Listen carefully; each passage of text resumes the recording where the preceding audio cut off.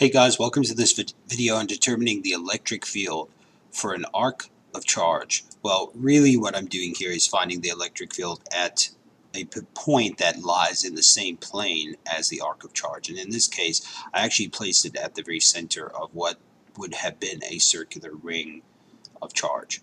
So I want to figure out what is the electric field at this location right over here. I'm going to tell you a couple other things. I'm going to tell you that the position is located big R units away, and that the value of charge of this ring is negative Q in this case.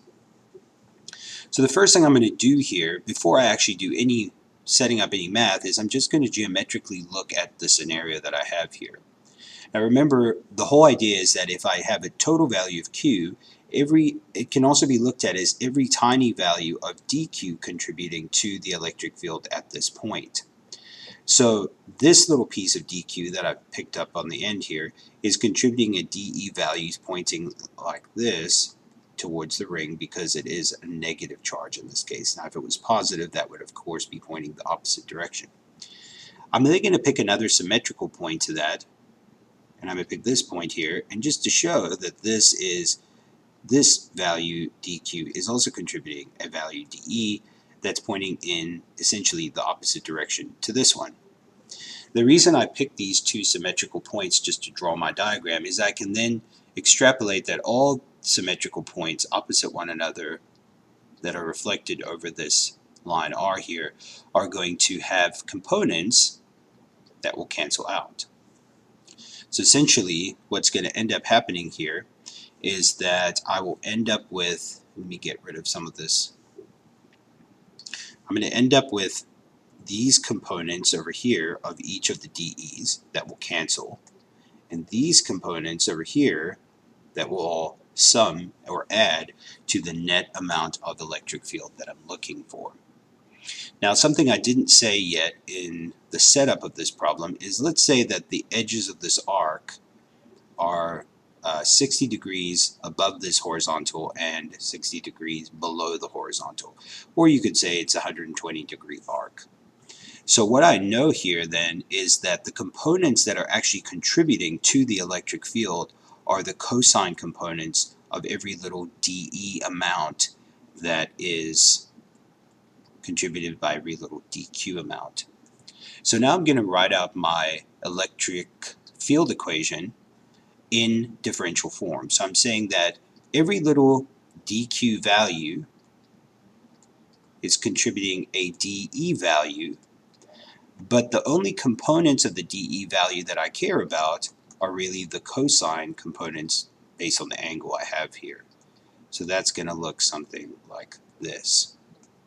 So I went ahead and I set up the expression that shows how much each little charge element contributes to the electric field at that point. Obviously, when I integrate this side, I just get the total electric field that's at that point. In other words, all the little pieces summed up together.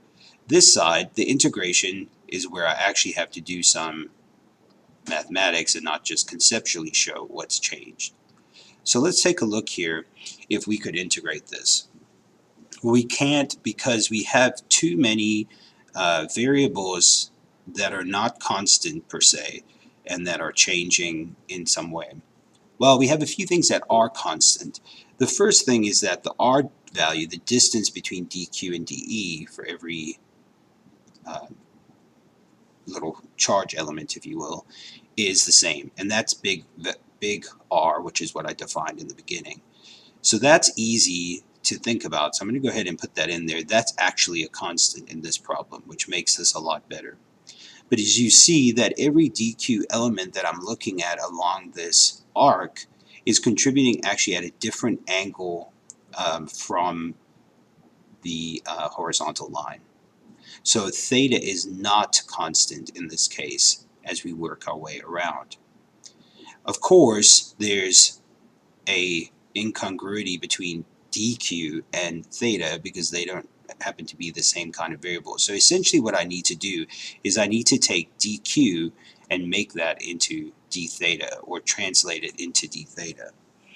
And the way I'm going to do that is through the method that I always use, and that's through charge density.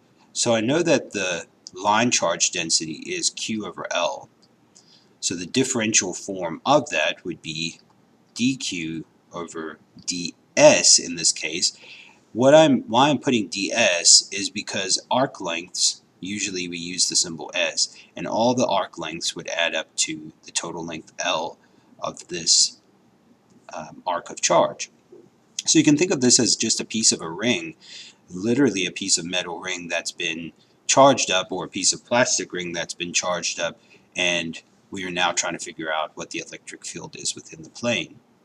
So what I've done so far is, in this conceptual map, is I went from dq, and I'm going to be able to go to ds first. I know that because dq is equal to lambda ds. So I'm going to say dq is going to give me the value lambda ds. Those are equivalent. But we aren't yet at d theta, which is what we want. So most of the other videos we've looked at up to this point, we've stopped at ds or dx or d whatever, dr, and now we actually want to go one more step. Now what I'm trying to do is relate at this point the arc length to the angle, and that's something that I know from my math background, is that the arc length is equal to the radius times the angle. So s equals r theta. So in differential language, that would be ds equals r d theta. Okay, so now I can already see that the ds can be replaced now. So I'm going to end up with lambda times r d theta. And now I'm changed dq into d theta, and I can substitute that expression in. So going back to this, I'm going to have integral k over r squared. I'm just going to pull that to the side, and then I'm going to substitute all of this in. Lambda times r, I'm going to put my cosine first, and then d theta. Okay, again, this r value is actually constant, so I can make this a big R, and then we can see that we actually have some simplifications that can be made. So this R can factor out, and I'm left with this little cluster of constants that I'm going to pull out of my integral. So I'm going to make that k lambda over big R times the integral of cosine theta d theta. And now I have something that I can integrate with units of integration that will work.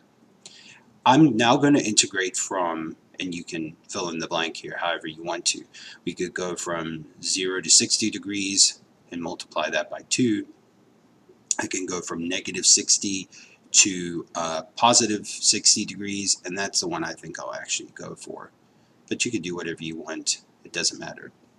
Okay, so now to actually do the integration, I'm going to end up with k lambda over r times, which is going to give me integral of cosine theta is sine theta, and now I have to evaluate it at negative 60 degrees and 60 degrees.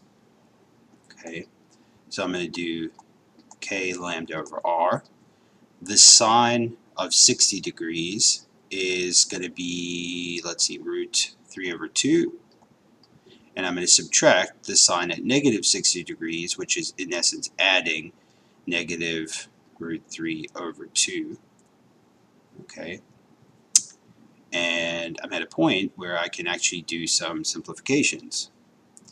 And one last simplification that I might put in here is that remembering lambda is equal to q over L, which is the length of the arc, which in this case would be some component of r. So you can see that I really have a bunch of different ways that I could really write this. Okay, so at this point I might have, I could simplify this down, and I could write that as another constant, and we could see like an actual expression for the electric field at this point. Oh, and I need to add my root 3 over here. Okay, so that would be what the value of the electric field is there. As r increases, as you move further and further away, you can think about the electric field would drop in value, and eventually you would have no electric field. as L increased, you can see what would happen to the electric field.